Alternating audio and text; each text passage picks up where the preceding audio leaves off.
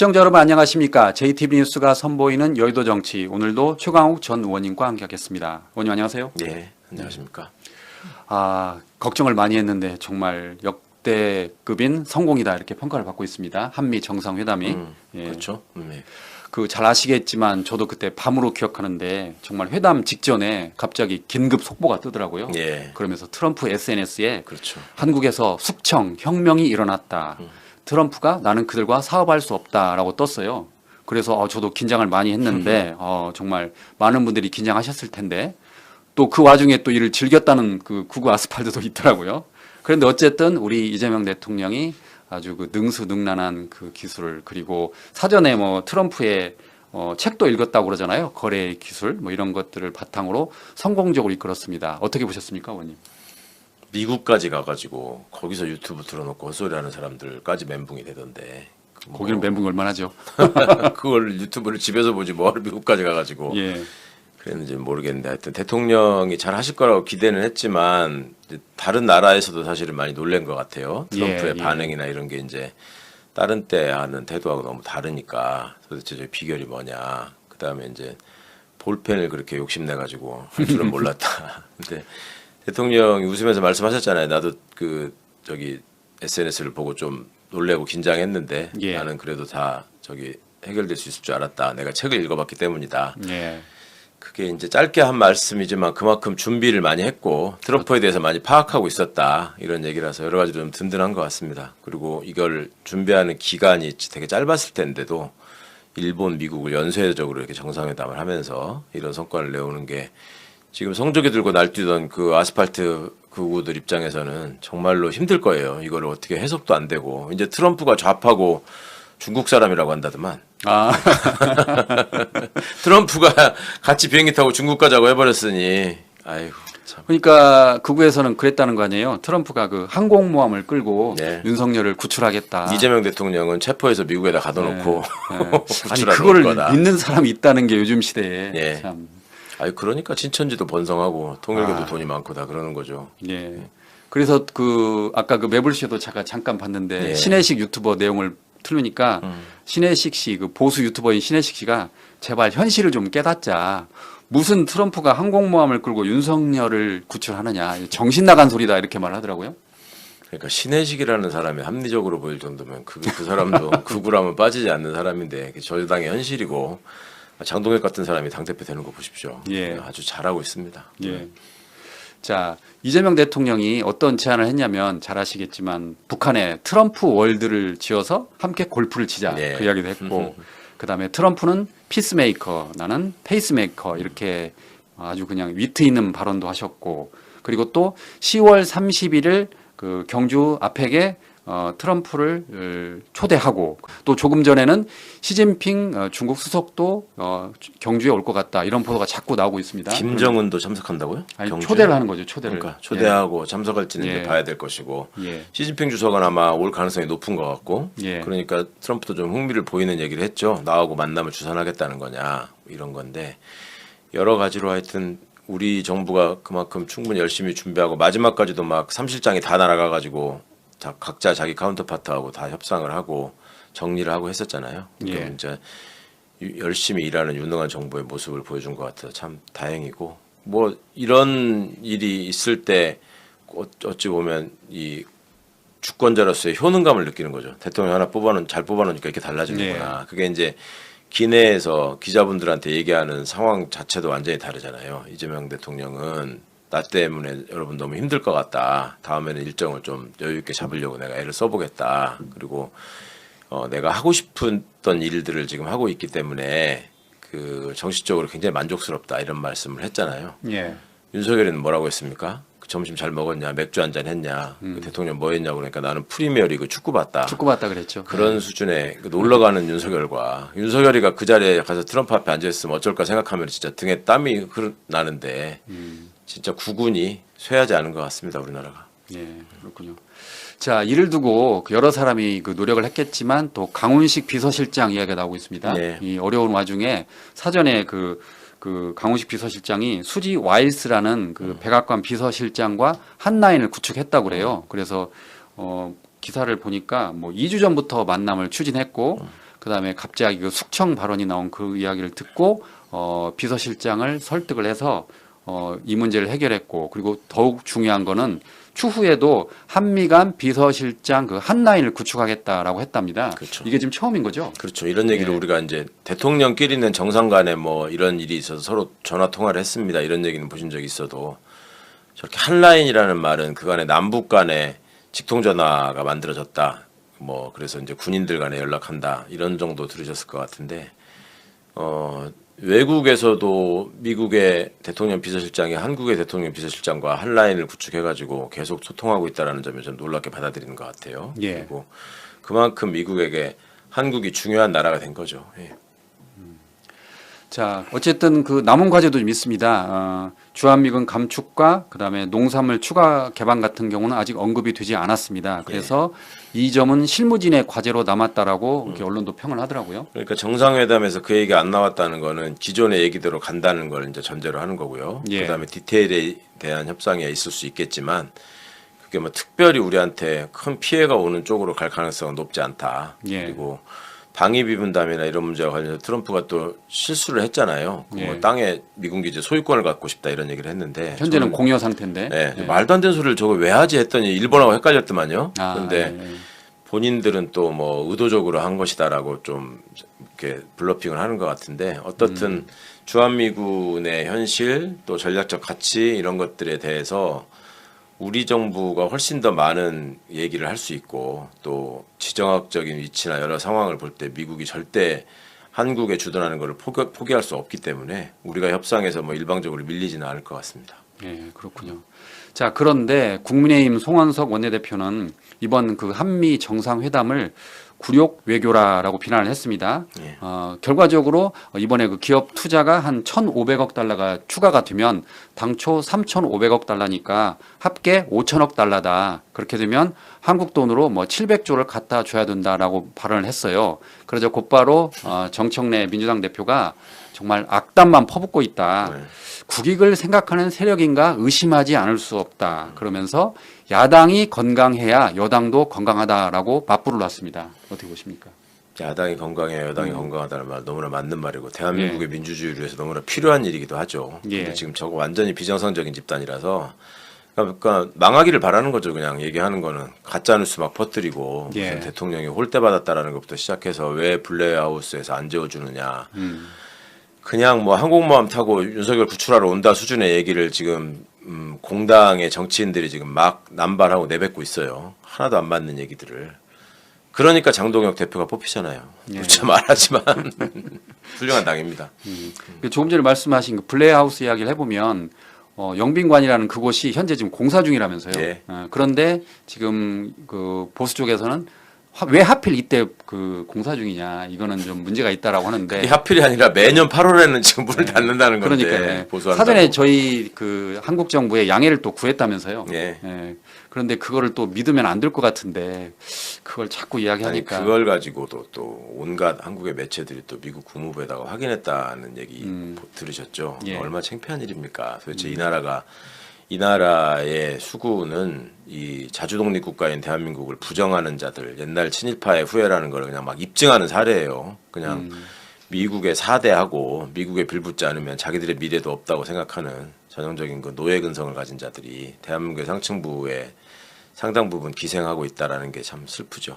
그 이준석 개혁신당 대표 이야기를 해보겠습니다. 그 7월 28일에 김건희 특검이 이준석 대표의 자택과 사무실을 압수수색했습니다.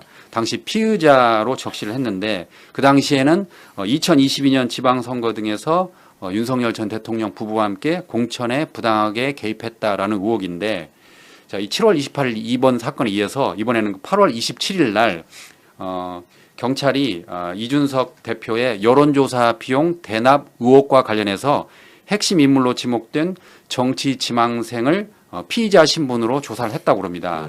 내용은 뭐냐면 2021년 국민의힘 당대표 경선 과정에서 이준석 대표의 여론조사 비용을 대신 납부했다라는 의혹인데 정작 이 지망생은 2022년 지방선거에서 고령 군수 출마를 준비했는데 탈락했다라는 겁니다.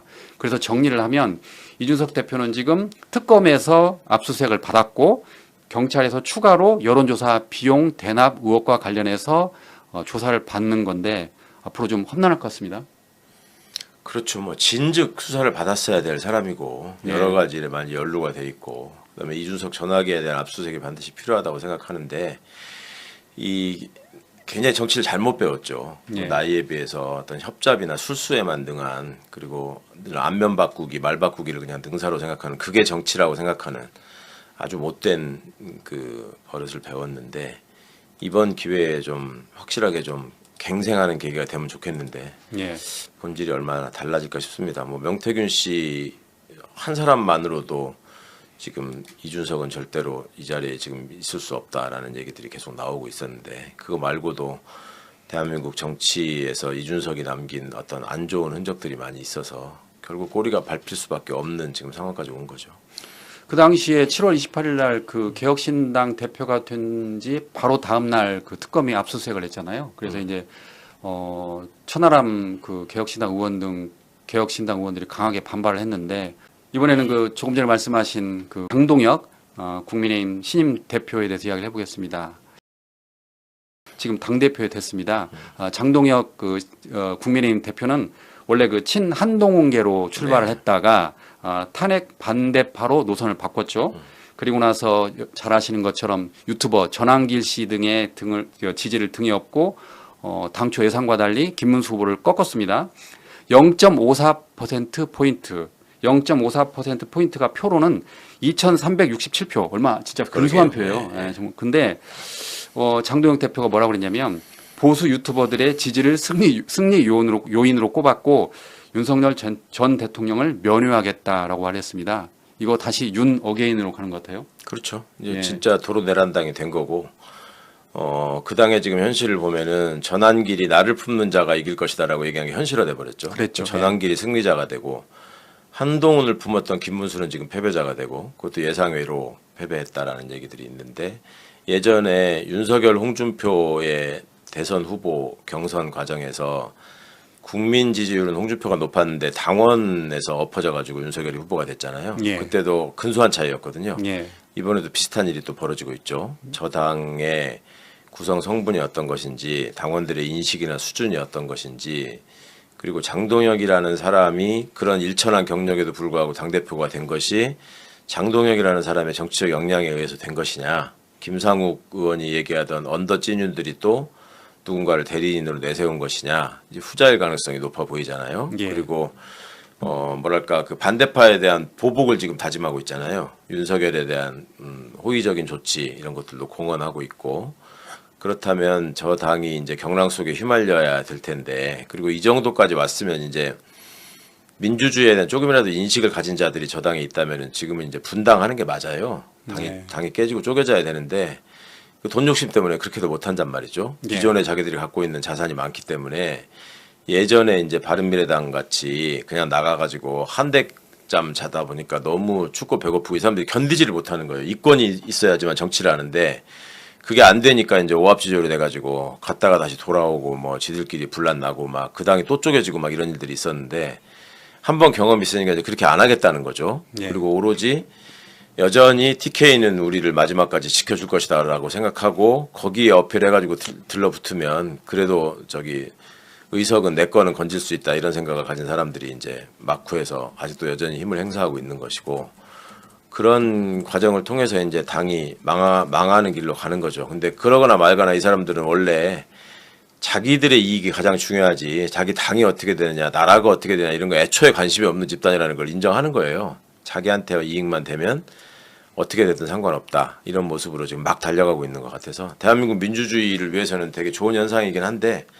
그 중간에 이제 우리가 겪어야 되는 어떤 심리적 불편함은 참 너무 좀 짜증나는 일인 것 같습니다. 아까 말씀하신 것처럼 당심 따로 민심 따로라는 말이 나오는 이유가 국민의힘은 여론조사가 20% 그리고 당원 투표가 80%라고 그렇죠. 합니다. 그래서 김문수 후보가 여론조사에서는 6대4 정도로 크게 앞섰어요. 그런데 당원 투표에서는 김문수 후보가 47대 52 아주 근소한 차로 졌는데 이 당원 투표 비율이 80%다 보니까 결국 아까 말씀드린 것처럼 0.5% 포인트 차로 졌는데 이거를 바꾸지 않는 한 말 그대로 그 당원 따로 민심 따로가 계속될 것 같습니다. 저는 예전에 경선 때부터 우리 김문수 후보를 제가 열심히 지지했잖아요. 그렇죠. 로고송과 율도까지 만들어주고 이번에도 김문수가 될 거라고 생각했는데 일단 처음으로 틀렸습니다. 국힘 결과를 예측하면서. 근데 김문수 씨 입장에서도 여기서 이제 그냥 잊혀질 수 있기 때문에 그냥 잊혀지진 않을 것 같거든요. 홍준표 가만히 안 있겠지. 그다음에 대구시장을 놓고 이제 다음 대구시장 공천을 놓고 전환길이 요구할 가능성이 있다는 거예요. 예. 그러면 이제 애초에 그걸 노리고 최고위원까지 이번에 된 김재원은 어떻게 할 것이냐. 그러니까요. 김문수는 그러면 그냥 백수로 있을 것이냐. 제가 애초에 김문수하고 김재원이 지금 한 편인 것 같지만 나중에 되면 대구시장 놓고 또 둘이 싸울 거다라는 말씀을 드린 적이 있었는데 예. 결국 그걸 놓고서 이제 자기들끼리 또 이전 투구가 이제 시작될 것 같습니다. 그리고 그런 점을 염두에 두고 지금 다 솎아내겠다, 쳐내겠다 이런 소리를 지금 장동혁이 하는 것 같은데 그거는 사실은 배후에 그 TK를 중심으로 한 언더 찐윤이 있다고 보이거든요. 그 사람들 입장에 자기 기득권을 유지하기 위해서 내세운 게 장동혁이니까 거기에 위협이 될 만한 사람들이 거기에 출마해가지고 그 당선되는 꼴은 못 보겠다 이런 상황인 것 같아서 하여튼 저당의 미래는 자기들만 모르지 저거는 그냥 망할 게 너무 명백해 보이는데 언제까지 저러고 있을지 참 궁금합니다. 저도. 그 한동훈의 미래는 어떻게 보세요? 한동훈은 누구보다 장동혁을 반대했는데 끝난 거죠 뭐. 장동혁이 지금 그 보복을 공언한 게 지금 한동훈을 제일 먼저 염두에 둔 것 같지 않아요? 그리고 예.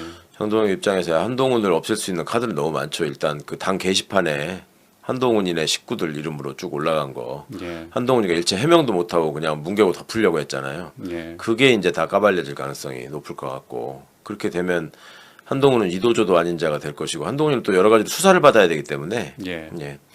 뭐 무슨 그 자기네들 무슨 원외위원장들 단톡방에다가 뭐 올렸다면서요. 담담히 잘 견디자. 뭘 갖고 어떻게 견디겠다는 건지는 모르겠는데 그 견딜 일이 아니고 스스로 지가 정치 지도자라고 생각을 한다면은 그럴 때는 되게 당을 만들거든요. 그리고 스스로 대권에 도전할 자신이 있다거나 그만큼의 지지가 있다고 판단한다면 그렇게 해가지고 일종의 선명성을 확보하고 자칭 보수들의 헤게모니를 내가 가져와야 되겠다라는 노력을 할 수 있는 건데 이제 그럴 수 있는 어떤 배짱도 없고 그만큼 그 한동훈을 믿고 지원해줄 만한 어떤 세력도 없고 그런 상황인 것 같아요. 예. 자 이번에는 그 한덕수 전 국무총리에 대해서 이야기를 해보겠습니다. 헌법상 그 책무가 있음에도 이를 방기했다. 그러니까 내란 우두머리를 방조한 혐의를 받고 있고요. 그 사엄 계엄 선포문에 서명을 하고 폐기를 한 혐의. 그리고 처음에는 계엄 문건을 본 적이 없다. 기억이 잘 안 난다라고 말을 했다가 CCTV 영상이 드러나자 결국 말을 바꿔서 위증 혐의까지 추가됐습니다. 말 그대로 지금 사면 초과입니다. 어떻게 보십니까? 그렇죠. 저기는 뭐 그 한덕수 총리 같은 경우에는 대한민국 공무원들이 그 출세지향적인 공무원들의 입장에서 아 저렇게 살아야 되겠다. 총리를 2번이나 했습니다. 내 삶의 모델이다. DJ 정부 때부터 정무직이 됐으니까요. 정무직이라는 게 이제 차관급 이상을 말하는 거잖아요. 차관급. 예. 그때부터 지금 김대중 대통령 당선되신 게 1998년이에요. 98년. 예. 거의 30년간을 지금 이 장관, 차관, 무슨 총리, 대사 막 이런 것들을 계속 돌아가면서 해먹은 거예요. 와. 그러니까 공무원들 입장에서는 일종의 롤모델 같이 보였을 수 있는 측면이 있는데 이런 자들의 말로가 어떻게 되는지를 이번에 좀 우리가 확실히 보여줄 필요가 있고 그렇게 하지 않으면 한덕수 같은 인종은 또 나타날 것이다. 공무원들 사이에서. 그러니까 국격을 위해서라도 철저하게 처벌해야 된다고 생각합니다. 지금 보면 그 당시에 그 대통령에 대한 그 욕심을 부렸던 이유가 이런 혐의가 다 누구보다 제일 잘 알고 있잖아요. 그렇지 본인이. 않겠습니까? 예. 그래서 내가 대통령이 되지 않으면 결국 나한테 부메랑이 되니까 내가 어떻게 해서든지 대통령 해야겠다라고 해서 결국 새벽 3시인가요? 막 그때 막 그렇죠. 후보로 등록하고 만 쇼를 원짜리 들고 막 펼쳤는데 입당하고 막 그랬었죠. 근데 하여튼 그 평생을 그 부인이 그 전해주는 점괘에 의지해서 점괘, 여기까지 왔다고 믿고 있었던 사람인데 막판 점괘가 이렇게 안 맞을 수가 없어요. 건진도 마찬가지고 건진도 예지력이 있다는데 자기 운명을 지금 예측을 못하고 관봉까지 뺏겼잖아요. 근데 모르겠습니다. 이자들이 어떻게 하여튼 정리되느냐에 따라서 대한민국의 소위 옛날에는 민족정기, 민족혼 이런 말을 많이 썼는데 예. 이번에 우리 민족정기나 민족혼이 좀 깨끗하게 좀 세탁됐으면 좋겠어요. 저는 그 한덕수 총리하면 제일 기억나는 게 저도 호남 사람입니다. 기억하시죠? 네. 그렇게까지 해서라도 정말 어떻게 해서든지 호남표를 이렇게 결집시켜서라도 대통령에 도전하고 싶었을 텐데. 공무원으로서 재임하면서 가장 인상 깊은 장면으로 열심히 일했던 게 그 잼버리 대회 때 가가지고 변기 닦은 거였는데 어쨌든 공무원들도 이번 사태를 잘 주시하시면서 어떻게 하면 어떻게 된다. 그걸 누구보다 잘할 거 아니에요. 정말 이 땅의 공직자분들이 이 박근혜 탄핵과 윤석열 탄핵이라는 두 번의 이 탄핵 상황을 겪으면서 그런 정부에 몸담고 있던 사람으로서 내가 공직자로서 어떤 태도와 어떤 자세를 취해야 할 것인가 꼭 좀 다시 한번 생각해 보셨으면 좋겠습니다. 그러니까 지금은 그냥 내 일이 아니라고 생각하고 거론되는 사람들을 심정적으로 비난하고 계시고 뭐 한덕수가 받은 종이가 뒷주머니에 우연히 있었다는 게 말이 되냐, 뭐 최상목이가 쪽지를 펴보지 않아서 내용을 모른다는 게 말이 되냐 이런 얘기를 편하게 하시던데 내가 그 자리에 있었으면 어떻게 했을까? 예. 나 같으면 이런 내용을 확인해서 국민들한테 알리고 결연하게 계엄에 반대하면서 저항했었을까? 이런 점에 대해서 솔직하게 자기 반성을 좀 해보셨으면 좋겠어요. 그렇지 않으면 국록을 먹고 국민의 세금으로 살아가는 사람들이 결국 어떤 상황이 돼가지고 내 일신상의 안전을 위해서 언제든지 나는 기회적으로 저쪽에 붙을 수 있는 사람이다라고 생각이 되신다면 하루속히 좀 공직에서 물러나시기를 바라고 그런 자들의 말로는 한덕수처럼 된다. 그 점을 좀 잊지 않으셨으면 좋겠습니다. 네. 자, 이번에는 전직 법무부 장관과 전 검찰총장에 대해서 이야기해 보겠습니다. 특검이 박성재 전 법무부 장관과 심우정 전 검찰총장에 대해서 압수수색을 했습니다. 박성재 전 장관은 내란 가담, 그리고 심우정 전 총장은 내란 방조 의혹이 일고 있는데 박성재 장관의 경우 지난해 12월 3일 그 개엄날 법무부 간부 회의를 소집을 해서 합동수사본부에 검사 파견을 검토하라라고 했다는 의혹과 함께 그 교정본부에 수용 여력 점검 그리고 공간 확보를 지시했다고 합니다. 그런데 특검은 이를 정치인 체포와 구금을 사전에 고려한 거다라고 보면서 결국 피의자로 적시를 하고 내란 혐의 공범으로 이렇게 몰았고요. 심우정 전 검찰총장은 주기현 부장판사가 윤석열 전 대통령 구속 취소를 함에도 했는데 곧바로 즉시 항고를 하지 않아서 내란 방조 의혹이 일고 있습니다. 자, 전 그 법무부 장관과 검찰총장의 이런 말로를 어떻게 보십니까? 그간의 대한민국 사회에서 갖고 있는 능력이나 품성의 수준에 비해서 과도하게 그 존중받았던 게 법률가 법조인들이죠. 그 중에도 이제 정치 검사들인데 그 이자들의 저열한 속성, 그 아주 낮은 어떤 도덕관념 이런 것들이 그냥 적나라하게 드러나는 사례가 아닌가 싶어요. 심우정 같은 경우에는 지금 맨 처음에 압수수색 당했던 거는 법무부 차관 시절에 런종섭이의 출국금지 해제와 관련해서 얘기한 것 때문에 압수수색을 받았고, 그죠? 네. 이번에는 이제 내란 가담 혐의로 또 받았고, 앞으로 또 인천지검장 시절에 그 세관 마약 사건과 관련해서 또 수사를 받을 가능성이 있죠. 예. 그러니까 이게 그 전까지는 떵떵거리는 자리를 거쳐오면서 나름 그 승승장구하면서 출세가도를 달려왔다고 생각했겠지만 기본적으로 영혼이 병들어 있으면 결국 언젠가는 이렇게 응징당하게 되고 그 패가망신하게 된다라는 점을 이번에 꼭 보여줘야 될 필요가 있을 것 같고요. 박성재 씨 같은 경우에도 현직 검사로 있을 때 지금 법무부 장관으로서 보였던 그 언행이나 표정이나 그 아주 그 불편하고 그 건방진 태도 보인 적이 많았지 않습니까, 박성재가. 네. 그런데 그런 모습들이 검사 때도 이 사람이 그렇게 오만방자하고 불손한 사람으로 그러면 인식이 되고 있었느냐? 그렇지 않았거든요. 박성재가 예. 검사 때는 나름 평가가 좋았던 사람이에요.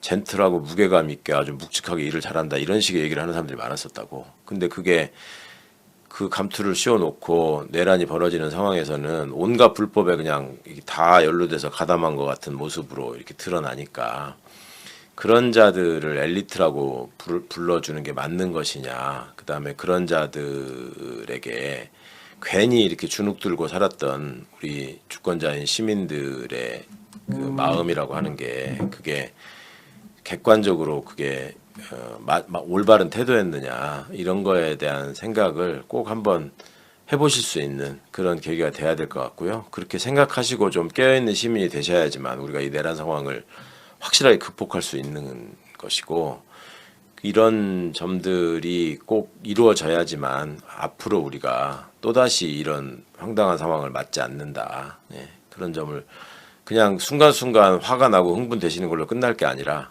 꼭 좀 한번 기억하고 함께 성찰하고 우리나라의 민주주의를 다시 한번 되돌아보는 계기가 되어야 할 것 같고요. 그런 점에서 윤석열이가 역사적 공로를 세우고 있는 과정에 있다. 네. 제 기억으로 그 당시에 그 정청래 법사위원장이 아까 말씀하신 것처럼 박성재 법무부 장관이 검사 때 뭐 일을 열심히 했다라고 칭찬한 적도 있어요. 네. 네. 그 기억이 납니다. 네.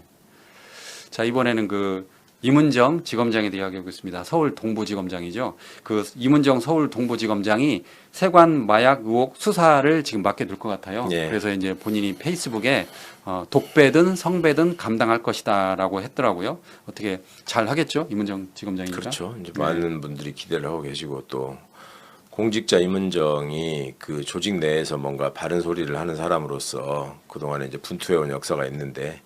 이번에 이제 본인의 실력을 또 발휘할 수 있는 기회가 왔으니까 뭐 쉽지는 않겠지만 하여튼 최선을 다해 주기를 바랍니다.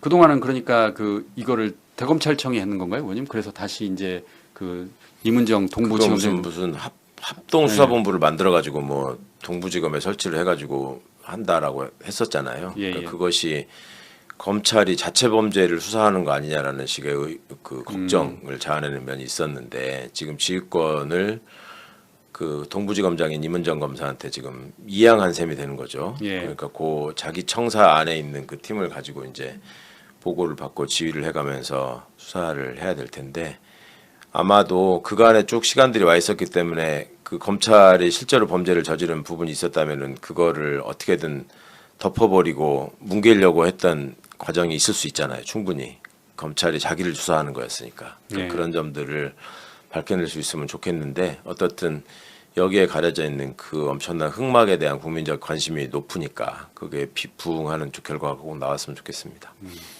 기사를 보니까요. 그 새 정부가 들어선 지난 6월 검찰은 경찰, 국세청, 금융정보분석원과 함께 합동 수사팀을 꾸려가지고 마약 수사를 했습니다. 그래서 그동안 대검찰청 마약 조직 범죄부가 수사를 이끌어 왔는데 이번에 대검은 그 합수팀 사무실이 있는 서울 동부지방검찰청이 지휘하도록 소속을 바꿨다고 합니다. 그래서 결국 이문정 그 동부지검장이 수사를 책임지게 됐다라고 하는데 그 페이스북 댓글도 보니까 많은 국민들이 그 이문정 지검장을 응원하고 있더라고요. 예. 예.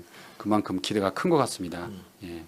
너무너무 밝혀지지 않은 게 많고 또 너무나 백혜련 경장이 이제 뚜렷한 상황에 대해서 억울해하니까 이런 점들이 뭐 특검 수사를 통해서도 상당 부분 좀 이렇게 나온 얘기들이 공조가 될 필요도 있을 것 같고 예. 하여튼 분발해 주기를 바랍니다. 예. 자, 이번에는 그 권성동 국민의힘 의원에 대해서 이야기를 나눠보도록 하겠습니다. 잘 아시는 것처럼 큰 거 한 장을 서포트했다, 뭐 그거로 잘 아실 텐데 이 권성동 의원이 특검에 출석해서 큰 거 한 장을 받았냐 그랬더니 결백하다라고 이야기를 했어요. 지금 한간에는 뭐 큰 거 한 장이 뭐 1억이냐 10억이냐 뭐 여러 가지 설이 나돌던데 정작 본인은 혐의를 강하게 부인하고 있습니다. 어떻게 보십니까? 권성동 씨가 뭐 순순히 인정할 사람은 아니고 예. 여전히 그 뻔뻔한 태도를 보일 텐데 특검이 권성동을 소환한 게 별다른 증거가 없는 상황에서 권성동 얘기를 들어보기 위해서 하지는 않았을 것 같고 예. 통일교회 그 윤영호 본부장이 뭔가 상당히 그 한학자 씨가 전달한 쇼핑백이 누가 마련하고 누가 포장하고 누구누구를 거쳐서 권성동한테 건네졌는지 이걸 되게 구체적으로 지금 얘기를 했다는 거잖아요. 근데 그거를 쭉 얘기하고 액수가 얼마인지 그게 어디다 쓰라고 준 건지 왜 준 건지 이런 것들을 말 안 했다라는 거는 상식적으로 좀 이해가 가지 않아서 특검은 상당 부분의 증거와 사실관계를 다 파악했을 가능성이 높고 예. 권성동이 뻔뻔하게 거짓말하는 거를 그대로 조서에 남겨서 김건희가 목걸이 가지고 거짓말하다가 완전 멘붕이 된 것처럼 그런 상황으로 이어지지 않을까 기대합니다. 그 기사를 보면은 그 권성동 의원은 지난 2022년 그 대선 전후로 그 통일교 그 간부로부터 정치자금 1억 원을 받은 의혹을 받고 있다고 합니다. 그래서 특검은 당시 수첩 내용을 근거로 정치자금 1억 원이 그 권성동 의원 측에게 전달된 것으로 의심하고 있고 권성동 의원은 지금 혐의를 완강히 부인하고 있다고 합니다. 자, 이번에는 그 국민의힘이 추천한 인권위원 2명에 대해서 살펴보겠습니다. 국민의힘이 그 이상현 숭실대 교수와 우인식 변호사 2명을 인권위원회 추천을 했는데 이 2명의 선출안이 본회의장에서 과반이 안 되면서 이게 부결됐다고 그럽니다. 그래서 여야 의원들이 본회의장에서 고성을 오갔는데 그 7월에는 국민의힘이 그 내세운 2명의 변호사가 아예 그때는 상정도 안 됐어요. 예. 근데 그럼에도 불구하고 이번에 이제 국힘이 2명을 내세웠는데 2명 모두 이제 민주당이 판단하기에는 부적합하다라고 이렇게 올렸는데 이 그 본회의장에서 부결된 이후에 국민의힘 의원들이 예결위에 나가지 않았나 봐요. 예. 그러니까 지금 한병도 예결위원장이 유감이다라고 했는데 어떻게 보십니까 여기에 대해서? 예결위에 출석하지 않은 거는 그야말로 정치적 쇼잉이고요. 예. 저 사람들이 예결위에 또 슬며시 기어 들어갑니다. 반드시. 그거 돈이 거기 다루는 데인데 돈을 보고 그 사람들이 물러날 사람들은 아니고요. 그럼 반드시 들어갈 거예요. 별로 신경 안 써도 되는 거고. 일단은 제가 국회에 있을 때도 그랬지만은 예를 들어서 뭐 진실화해를 위한 과거사위원회, 아니면 뭐 5.18 진상규명위원회 뭐 이런 데의 위원들을 추천하라고 하면은 가장 거기에 반대되는 사람들, 독재를 옹호하고 뭐 5.18 북한군 개입설 뭐 이런 거 주장하고 했던 사람들을 거기다 위원으로 꼭 추천을 하는 집단이에요, 이게.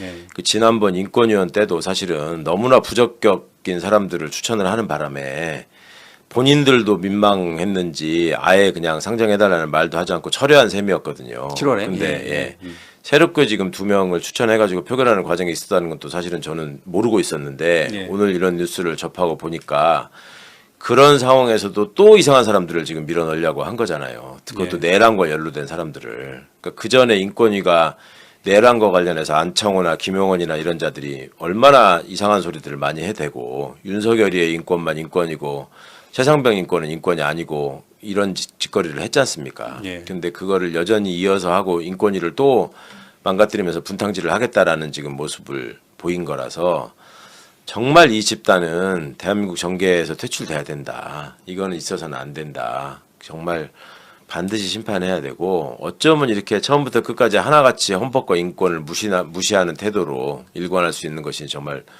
놀랍습니다. 그 일관성의 면에서는 또 평가해 줄 면이 있는 것 같아요. 하여튼 한 길을 가요. 똑바로. 망하는 한 길로 아주 달려가고 있습니다.